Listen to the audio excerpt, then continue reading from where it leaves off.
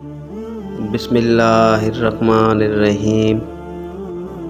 محترم ناظرین، السلام علیکم۔ ایک ملک کا بادشاہ بہت رحم دل اور نیک تھا۔ رعایا کے حق میں بہت اچھا تھا، چنانچہ تمام رعایا اس سے محبت کرتی تھی اور اسے خوب دعائیں دیتی تھی۔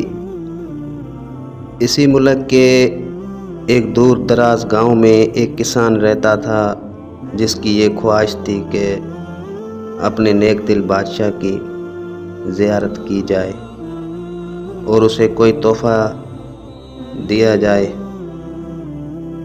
اس نے اپنی بیوی سے مشورہ کیا کہ میں بادشاہ کو ملنے کے لیے جانا چاہتا ہوں اور میری خواہش ہے کہ میں اسے کوئی تحفہ بھی دوں۔ تم مجھے مشورہ دو کہ میں بادشاہ کے لیے کیا تحفہ لے کر جاؤں۔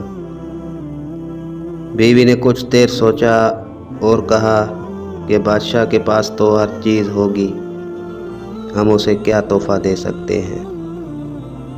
ہاں، میرا ایک مشورہ ہے کہ ہمارے گھر کے پاس بہنے والے چشمے کا پانی بہت میٹھا اور ٹھنڈا ہے، اور ایسا پانی پورے ملک میں کہیں بھی نہیں ہوگا، حتیٰ کہ بادشاہ کے پاس بھی نہیں ہوگا۔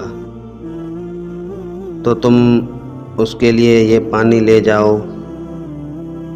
کسان کو یہ تجویز پسند آ گئی اور اس نے اپنے چشمے سے پانی کے 2 گھڑے بھرے اور اپنے گدھے پر لاد کر بادشاہ سے ملاقات کے لیے روانہ ہو گیا۔ کئی ہفتوں کے سفر کے بعد کسان بادشاہ کے محل تک پہنچ گیا اور اس سے ملاقات کی، اجازت چاہی۔ اجازت ملنے پر بادشاہ کو تحفہ پیش کیا اور اسے بتایا کہ یہ میرے گاؤں کے چشمے کا پانی ہے اور ایسا میٹھا اور ٹھنڈا پانی آپ کو پورے ملک میں کہیں بھی نہیں ملے گا۔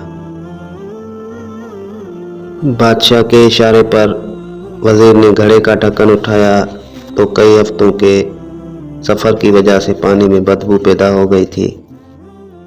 وزیر نے بادشاہ کی طرف دیکھا تو بادشاہ نے اسے خاموش رہنے کا اشارہ کیا اور بآواز بلند کہا کہ ہم اس تحفے سے بہت خوش ہوئے، اور خزانچی کو حکم دیا کہ اس کسان کے گھڑوں کو سونے سے بھر دیا جائے۔ کسان بہت خوش ہوا۔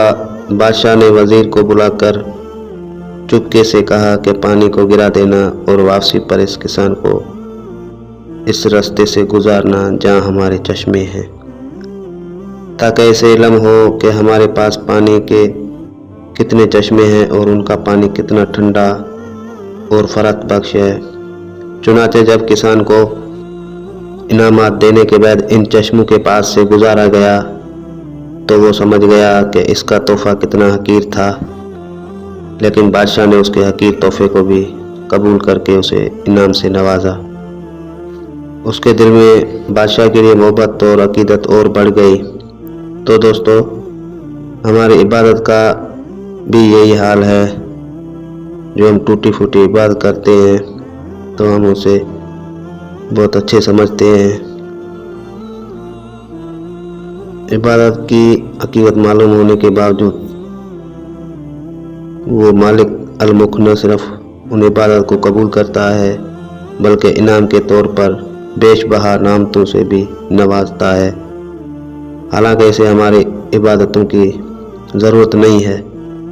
خالق کائنات کی عبادت کے لیے تو اس کے لاکھوں کروڑوں فرشتے ہی کافی ہیں۔ اللہ پاک سے دعا ہے کہ ہمارے عاجزانہ انکسرانہ عبادات کو اپنی بارگاہ میں قبولیت کا شرف بخشے۔ آمین۔